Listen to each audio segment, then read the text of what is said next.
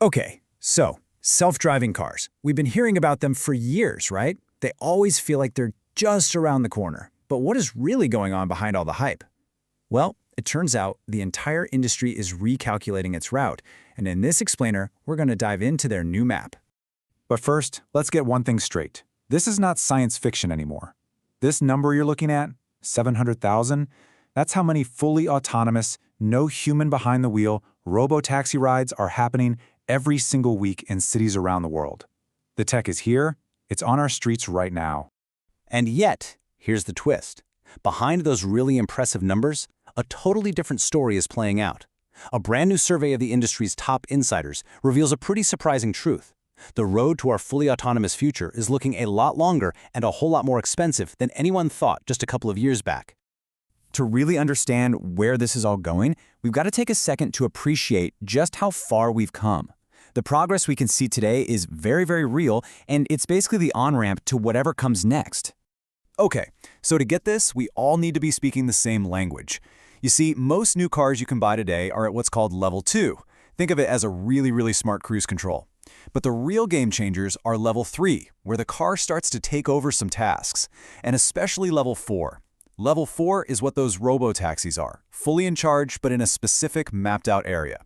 And Level 5? Well, that's the dream. A car that can drive anywhere, anytime. That's still the final frontier. And this is happening on a global scale. I mean, just look at these numbers. The US and China are already clocking hundreds of thousands of commercial rides every single week. Europe is a bit more in the testing phase, but with over 35 pilots, yeah, it's clear the on-ramp to our autonomous future is getting pretty busy. All right, so that's the view from the outside. That's what we can all see. But now, it's time to pop the hood. We're going to use a new McKinsey survey of 91 global industry leaders to get a serious reality check on where this is all actually headed. And wow, this slide really says it all. Just look at how much expectations have shifted. Compared to what experts were saying just 2 years ago, the timelines for getting this stuff out there at scale have all been pushed back. We're talking Level 4 robo-taxis, personal cars, autonomous trucks. For everything, the industry is now saying, you know what? This is going to take a little longer than we thought. So here's the bottom line. While you might be able to hail a driverless taxi in a handful of cities today, the idea of this being an everyday thing everywhere, well, that's still a long way off. Experts are now talking 3 to 7 years before we see a truly widespread global rollout. So what's the secret sauce for the US and China? Why are they so far ahead? Well, the survey points to a pretty clear recipe for success. They move faster, they've got startup cultures that aren't afraid to take risks, and they have more supportive regulations. It also doesn't hurt that their cities are often a bit easier for these AVs to navigate than, say, the winding, ancient streets you might find in Europe. And this brings us to the single biggest reason for all these delays and all the strategic shifts we're about to see. It really all comes down to one thing: money.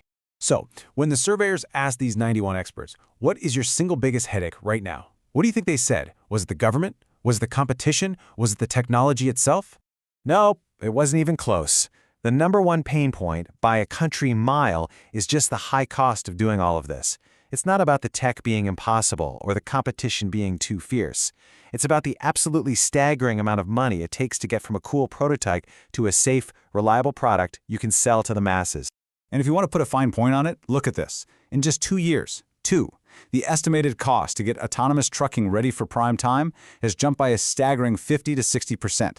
That is a massive underestimation, and it just goes to show you how much the industry is having to recalibrate its financial expectations. So when the timeline gets longer and the cost goes way, way up, you can't just keep doing the same thing. You need a new game plan. So let's take a look at how the industry is adapting to this new reality. And this is probably the single most important strategic shift we're seeing. Back in 2023, most experts thought the goal for our personal cars was Level 3 or higher, true self-driving. But now, the focus has totally pivoted. Almost half the experts now believe the real money, the real mass market, is an L2+. That means smarter, more capable driver assistance, not a full-on driver replacement. So instead of a car that drives you to work while you nap, think of a super advanced system that can handle tedious traffic jams and long highway stretches with you just supervising. It's a much more practical and cheaper goal. Part of this new game plan involves new tech, and one of the most talked about ideas is something called end-to-end AI. Think of it this way. The old way was like writing a million if-then rules for the car. The new way is more like how a human learns to drive.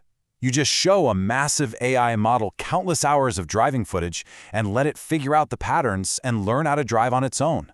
It's a much simpler and potentially much cheaper approach. But is this new AI a silver bullet? Are we just going to hand the keys over? Well, the experts are saying not so fast. A huge majority, we're talking 78%, believe the future isn't a pure AI model, but a hybrid.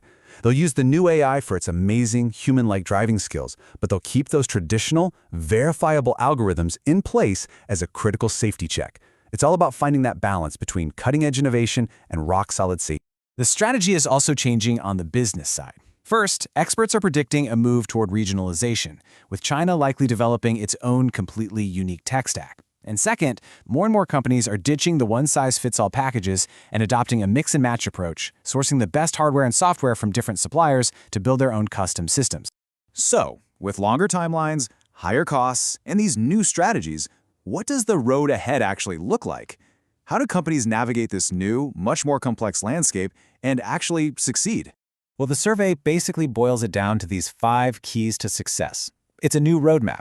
It's about being flexible, working together, and never, ever losing focus on what the customer actually wants and needs. And of course, it's all about making safety a top priority while keeping a super tight grip on those costs. You see, the winners in this race won't just have the best tech, they're going to have the smartest business strategy.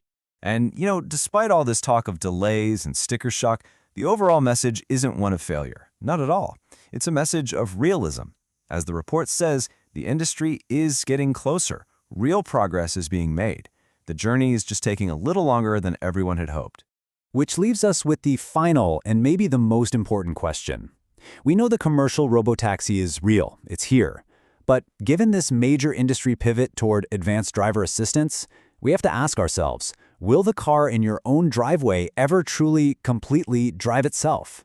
The industry is recalculating its route, and perhaps we should too.